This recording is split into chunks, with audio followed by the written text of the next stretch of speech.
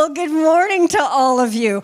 I want to share that I'm having just a little bit of coffee and pajama envy this morning because I'm imagining you all sitting at home in comfort in your jammies, in your comfortable clothes, enjoying that cup of coffee.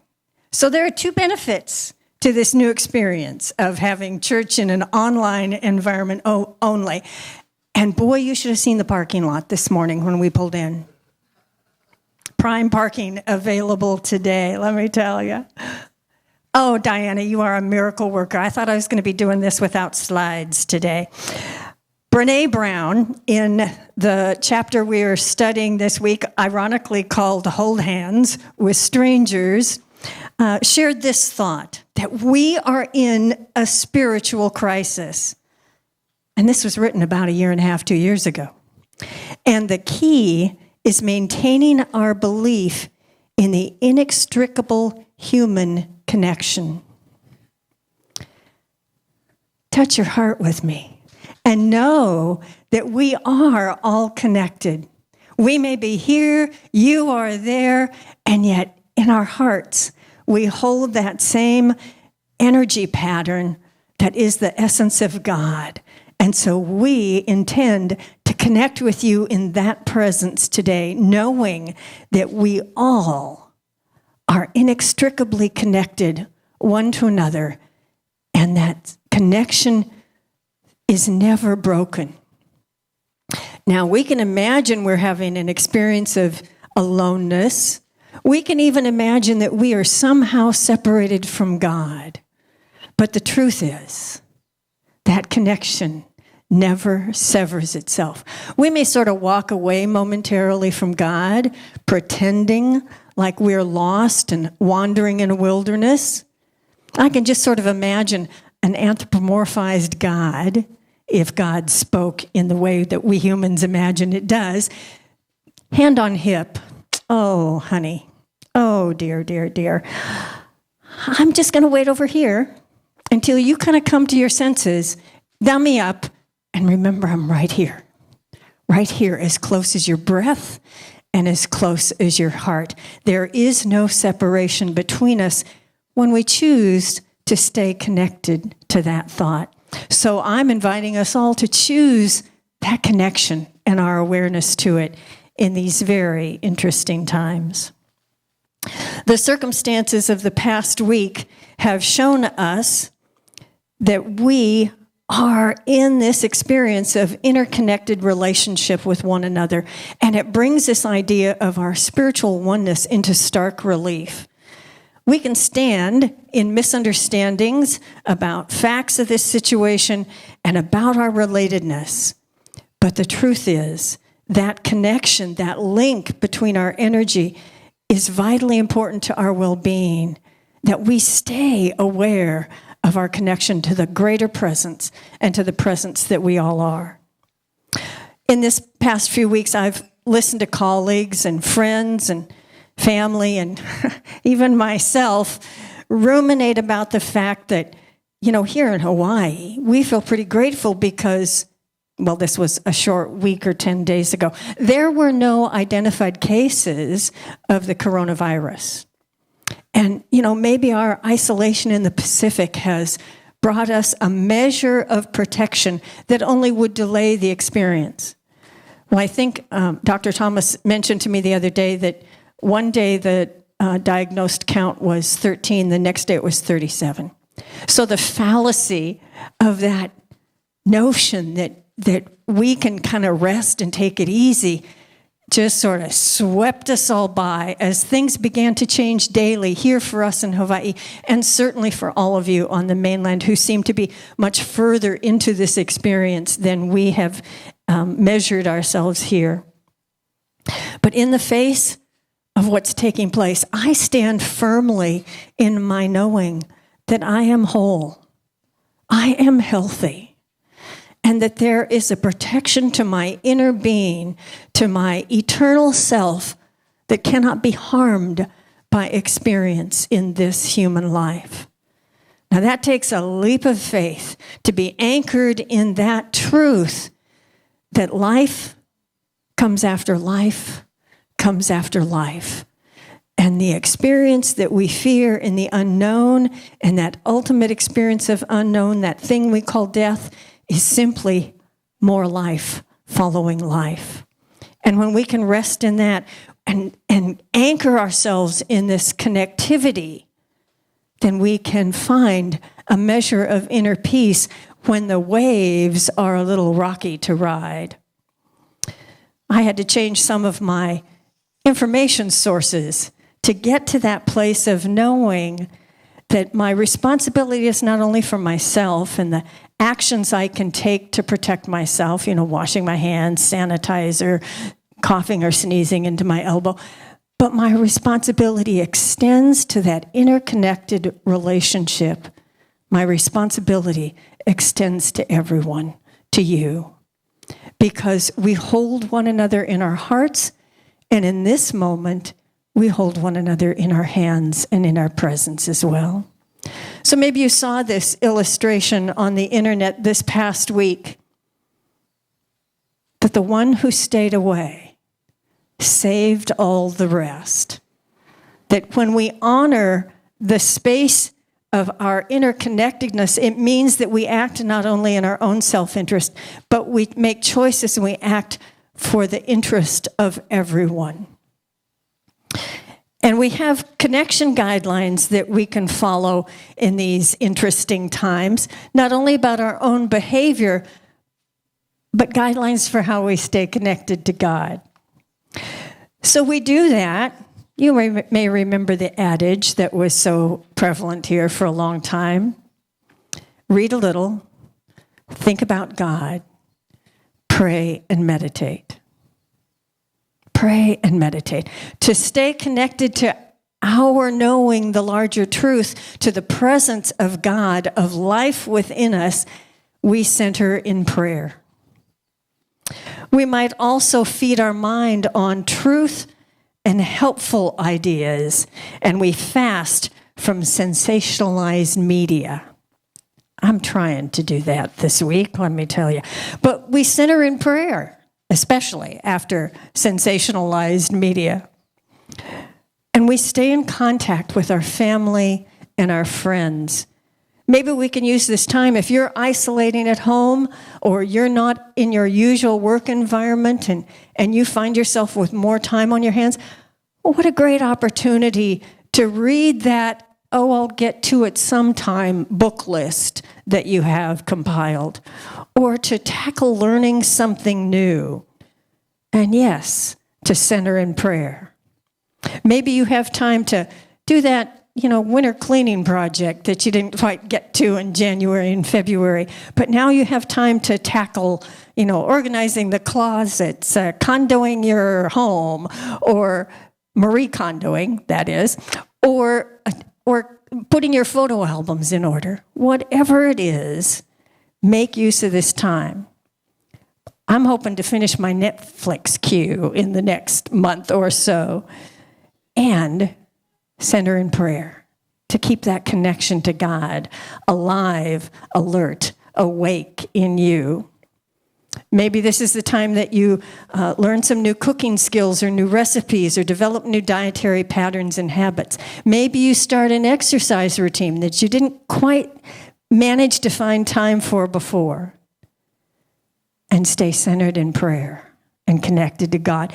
Are you getting a theme here about the guidelines of how we can move through this experience more centered in more peace, despite what's going on around us? And here certainly is one way that we can stay connected to one another, and that's heart to heart. We're practicing our social distance here in the chapel this morning, all of us trying to keep our distance as much as possible, and we've disinfected things, ourselves included, and what we know that in our heart, we can stay as close as we choose, because that presence is that linking up path between us. So we stay connected in our hearts, one to another. Reverend Denise mentioned that here at Unity Church of Hawaii, Reverend Johanna has just expanded our website to serve us more greatly. The team has been rolling as you have with the daily and sometimes it seems hourly changes. And what we need to focus on is providing the rituals of life that help us keep connected. And so here we are with a minimum staff making this space and this spiritual community and this connection available to you this glorious Sunday morning. When we share our experiences, both in our collective joy and in our shared sorrow, it deepens that heart connection between us all. So even if it's online only, then we can stay connected to one another. In months, years past, in our lives, we've worked to stay connected probably through the milestone events of life. You know, we attend and participate and celebrate things like baptisms and christenings. We honor the teen years at bar and bat mitzvahs and quinceañeras. We go to graduations to honor the achievement of our becoming young adults. We joyfully attend weddings. We celebrate the big decade birthdays in our friends' and families' lives, and we come together for end-of-life celebrations. These shared moments of joy and of sorrow deeply connect us, make us aware of our shared humanity, of our shared human story. So important in this time when the circumstances we're living in right now can allow us to feel that gulf of separation. So the next time you feel that, just imagine that God figure, however that might look in your imagination, with its hand on the hip, saying, "Oh, honey, I'm just waiting over here until you come to your senses. Touch your heart and remember that's where I live. That's where I reside." So while we may not be holding hands right now in practice, we still can gather like we do at all those grand celebrations to sing, to dance, to pray, to hold hands, whether it's 6 feet apart or that future someday when we'll joyfully hold hands together again in our presence. Thank you. But in the meantime, we can still hold that bond of our interconnectedness, of our awareness that we are a spiritual community and we are a human family. We can enjoy the practices and rituals through our brand new eCampus. This is the entry page of our brand new website. And I've written in on the top our URL, our web address, which you're already at this morning, www.unityhawaii.org. The new address adds /eCampus, and this is the opening page. After the service today, when that all goes live on our website again, I want you to go and explore all the ways that we are creating continued opportunities for connection. We want to continue to bring you the church experience that you treasure about Unity Church of Hawaii. And boy, have we been burning some midnight oil, the team here. So go check it out, because you'll find all the links for our ways to be together in community right there in one space. There is a link for the Sunday worship service, which you've already found. We have some book studies still going on, 2 more weeks of them. There are 2 sessions at least. There might be a 3rd one that comes online on Wednesday. Check this page and find out and use that link and come join us in the Zoom room book study environment. And there's our compassionate communication group that's gathering very effectively online in a Zoom environment. And then we still have our Wednesday midweek service in an online environment, and we're calling that the Midweek Faith Lift. So come join that. And get your spirit, your sense of truth revitalized in the midst of the challenges of everyday life. And we are blessed that our board president is a retired pediatrician, Dr. Thomas Gallagher. He's got a live session on Thursday evenings, keeping us up to date on the latest clear facts about the situation involving the coronavirus. Please go look at the archive video of his talk last Thursday. We have exciting stuff coming. We believe this week Reverend Johanna is going to show up on Friday evening with Empower Hour to lift your spirits at the end of the week when you're saying, thank golly, gee whiz, it's Friday. And thank God that I have a space to be in to remind me of the truth of my health, my wholeness, and my well-being. You know, it's no accident that we're studying this Brené Brown book right now, and the chapter that we'll be looking at in this week's session is titled, Hold Hands with Strangers. Now, while we can't do that right now, and probably for some coming weeks, we can still hold to that sense of our spiritual connection, our presence in this community as a spiritual ohana, in the midst of what's going on. And we can maintain the connection to our family and friends by reaching out. My daughter set up a special online chat room for family and her close friends. We've provided you a whole new environment and activities to stay connected in this ohana. And it's by showing up for these rituals that are important in our lives that we maintain this connectedness.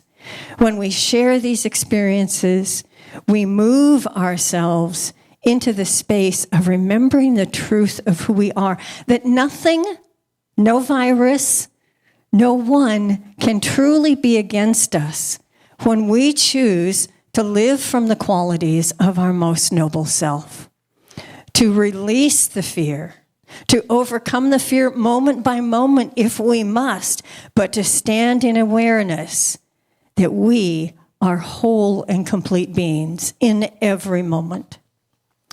In this chapter, Brené Brown wrote, being alone in the midst of a widely reported trauma, watching endless hours of 24 news or reading countless articles on the internet is the quickest way for anxiety and fear to tiptoe into your heart and plant their roots of secondary trauma. We need the comfort of being with those we care about in the face of tragedy and in the face of the unknown. You know, for a number of years, when my husband was still alive, we traveled quite regularly so he could attend professional symposia, sometimes presenting a technical paper, sometimes as an exhibitor. And on one occasion, when we lived in Silverdale, Washington, which is just due west of Seattle, now if that comment confuses you, I refer you to Google Maps later and see where Silverdale is in relationship to Seattle. We were traveling to Portland, Oregon. So that's just a lovely road trip down the highway to the convention center and the hotel where we were staying. The first morning of the event, he got up and ready and out the door for his symposia, and I settled in with a nice cup of coffee. Was going to watch the morning news before I decided what I was going to do of the many choices that I love to do in Portland, what I was going to do that day.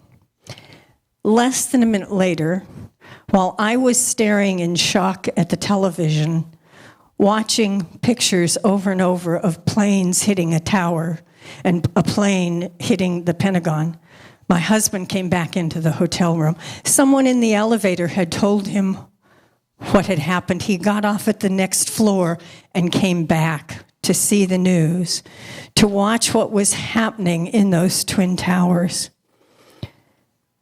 because his sister worked in the Pentagon. She was in charge of budgets for, about half the Air Force bases in the world. As she used to say, she got to tell generals what they could and could not do and could not spend. Marilyn was due, pardon my little frog, Marilyn was due to be in a conference room, top floor, center of that hole.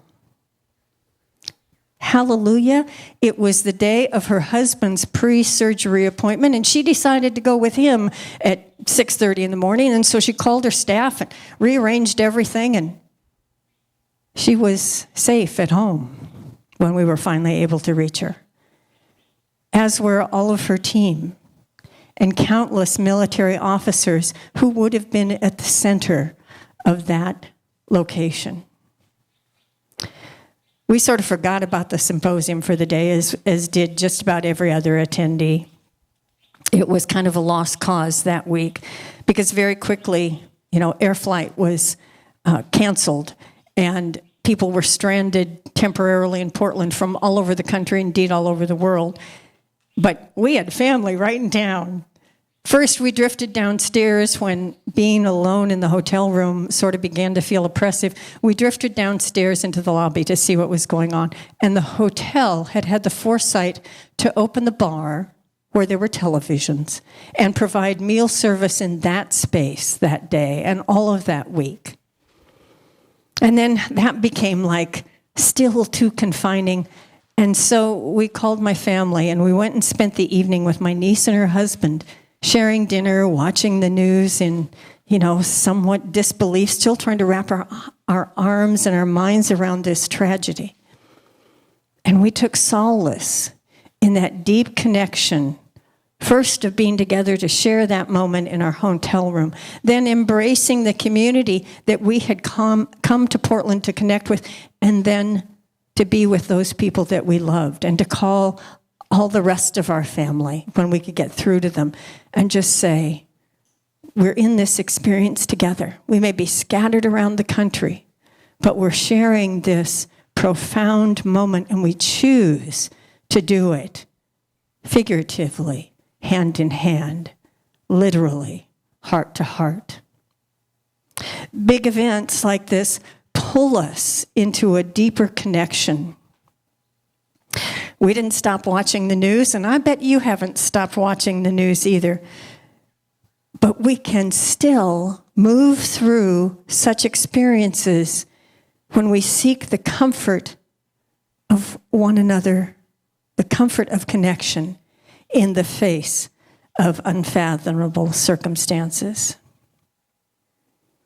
We gather in those intense moments to celebrate and experience connection, to celebrate and experience connection. I consider myself blessed in my career work to be able to celebrate weddings with people, to perform wedding ceremonies.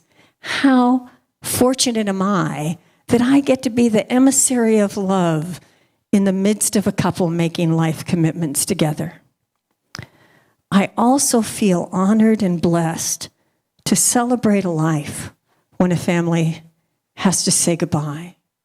Because in those moments of heightened emotion, whether it's joy and the activity of creating memories that they will cherish the rest of your lives, for a couple I'm performing a wedding, or whether it's serving a family who are facing into that deeply human emotional experience of loss and grief, I can be that voice, that presence, that reminder that we are all in the journey together and that there is a presence that connects us all and strengthens us in the midst of whatever we are feeling.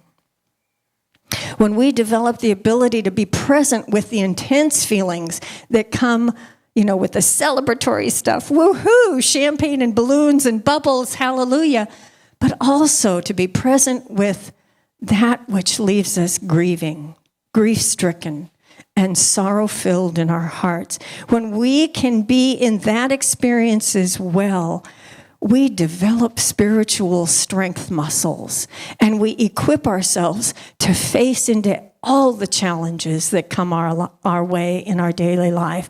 And we equip ourselves to stand strong in the storm of something that has the name coronavirus. We are beings capable of so much more than we know. Brené Brown reminds us that we share these moments with those we love as well as strangers. And it expands the margins of our own humanity to be connecting with one another.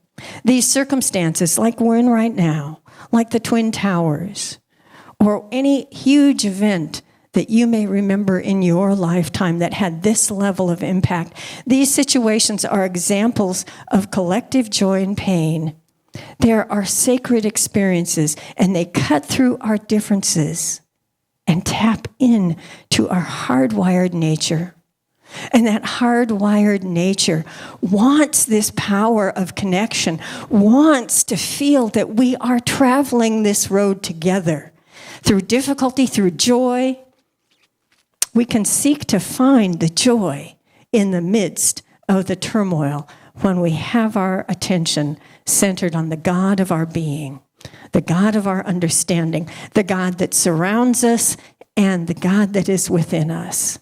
For God is all of those things and is ever present in our lives, right here, right now. And in those shared experiences, that collective joy especially, we touch into that sacred nature. Now, I don't know if you know anything much about Australians, but in Australia, the Aussies' religion is football. That's soccer. You know that, right?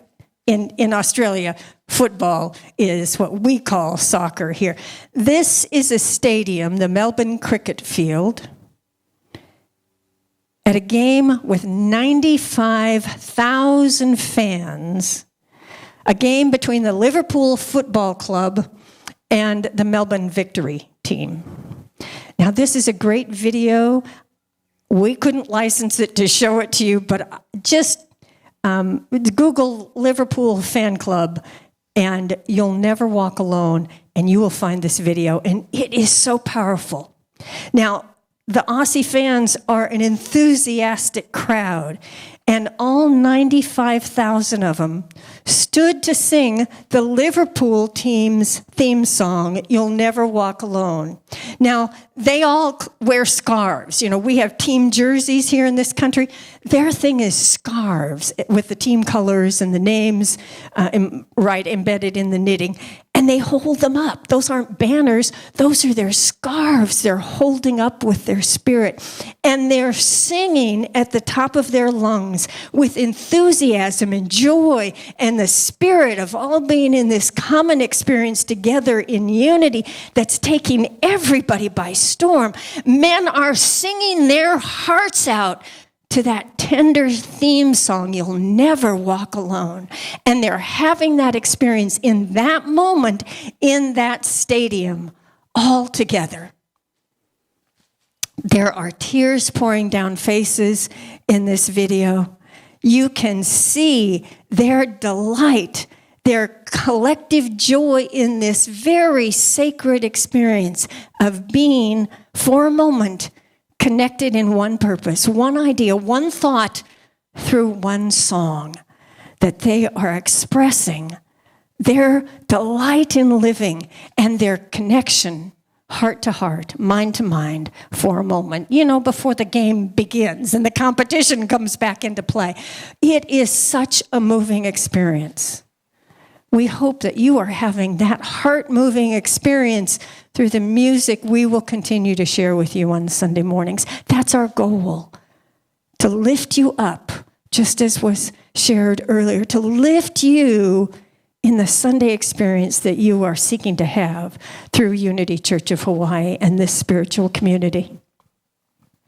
As we continue to walk together in coming weeks, let us know that there are interesting changes that will be taking place in our culture and in our society.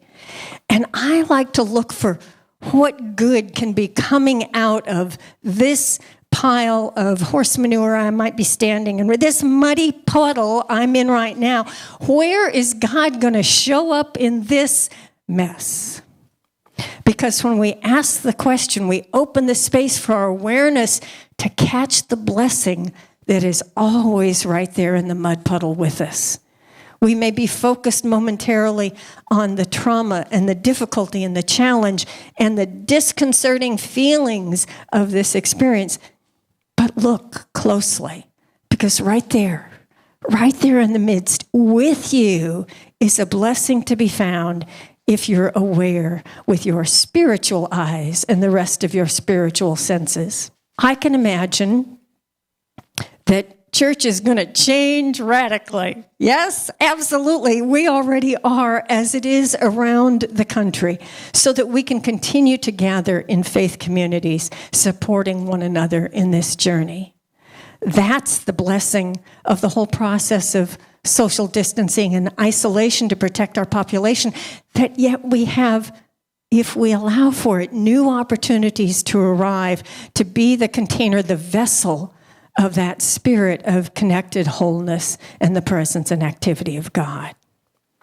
I can imagine that our whole medical delivery system, sometimes as broken as we may think it is, will revamp itself quickly to serve the demand that will be placed upon it by this health challenge, this global health challenge. A friend of mine in Spokane, Washington, is a high school teacher, and Governor Inslee in Washington State has closed schools for 6 weeks. And teachers went into a mode of providing curriculum online, and the support staff turned their attention to supporting the community. Now, even though this is a high school, there are, a number of students who need meal support because of the economic situation in their families. And the school system there provides for free meals for those students who need it. Well, now, in this period of time, the school system is providing for any family with a child to come to school for a lunch, and they go away with breakfast for the next day. Anybody that shows up in a family with children gets lunch and breakfast. And they'll continue that in the midst of this upheaval of the education system in Washington State. Whenever there's a crisis, we step up. Yes, we connect and reach out to one another. We see where the problems are, and we try and cut through the bureaucracy, through the red tape, so that we can get things accomplished that need to happen. I think it was 79. I should have looked up the year. I lived in Ventura, California, a while back, during the Northridge earthquake. And that was a bit disruptive in the life of Southern California. There were 2 bridges that collapsed on the Santa Monica Freeway within the confines of Los Angeles. Now, at that time, that was the world's busiest roadway. Been on it many times. I can verify the truth of that statement. So, with bridges collapsed, miles and miles and miles of that freeway were inoperable. The city struggled with the flow of traffic for a long time. Caltrans, the highway department in California, put out a bid for a contractor, and one of their requirements was, you can well imagine, speed. And so less than 3 months after the earthquake, this highway was reopened because human beings aligned themselves with an intention to solve this major problem. And the whole system of life in Southern California, in the greater Los Angeles area, sort of supported this issue and other things that needed to happen under emergency circumstances. And the head of Caltrans said after this was accomplished, in less than 3 months, that under normal circumstances, to rebuild 2 bridges on that highway could have taken 2 years. No, easy 2 years. And people got it done because it was needed in the face of difficult circumstances. So I have faith in all of us, in the people who are rising as heroes in this circumstance, that we have what we need to get it done. And in your own life, I invite you to remember this quote from Marianne Williamson, a source from the Course in Miracles, but Marianne says it this way: the only thing missing in any situation is that which you are not giving. So I invite you to give. Give your warmth, give your concern, give your compassion. Give what you can into this experience that we are sharing as a community, both a local community and indeed a global community, and definitely as a spiritual community, because together we can end what Brené Brown calls a spiritual crisis. Aloha and namaste to you all.